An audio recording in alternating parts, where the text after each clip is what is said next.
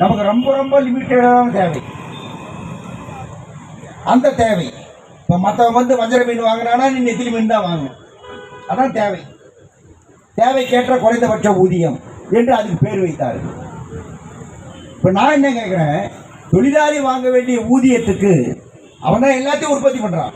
அவன் ஊதியத்துக்கு தேவைக்கேற்ற குறைந்தபட்ச ஊதியம்னு நீ பேர் வச்சு கொடுப்பேன்னா, ஏன் முதலாளி சம்பாதிக்கிற லாபத்துக்கு தேவைக்கேற்ற குறைந்தபட்ச லாபம் என்று ஒரு சட்டத்தை போட்டு மீதி இருக்கிற பணத்தை அரசாங்கம் எடுக்கக்கூடாது? எல்லாம் பிடிச்ச அரசியல் எதுக்கு இவ்வளவு லாபம் உனக்கு?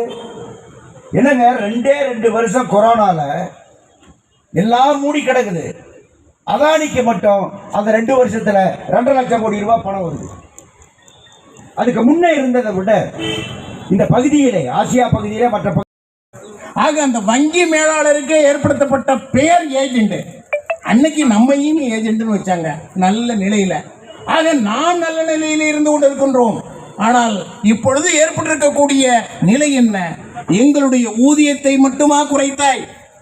எங்களுடைய தகுதியும் குறைக்கின்ற அளவிற்கு, எங்களை மிக மோசமாக பின்னுக்கு தள்ளுகின்ற அளவிற்கு, நீங்கள் எல்லாம் வணிகத்தை பெருக்குவதற்காக எங்களிடமிருந்து இந்த தேனீக்களிடமிருந்து தேனை கூட்டி வர வேண்டும் என்பதற்காக நீங்கள் சொல்லுகின்ற ஜாலங்கள் இருக்கின்றதே. என்ன ஜாலங்கள்? ஆணிவேர், தூணு, அப்புறம் அதுக்கு மேல இன்னும் என்னென்ன சொல்லணுமோ அத்தனையும் சொல்லுவீங்க. அச்சாணி எல்லாம் சொல்றீங்க. ஆனா எங்களை நீங்க எப்படி நடத்துறீங்கன்னு கேட்டா, அச்சாணியும் இல்ல, ஆணி வேறும் இல்ல, தூணும் இல்ல, முதுகெலும்பே இல்லாத நீங்கள் யாரிடமோ முதுகெலும்பு இல்லாமல் வளைந்து கொடுப்பதற்காக நீங்கள் எங்களை படாத பாடுபடுத்துகிறீர்கள். இந்த போராட்டங்கிறது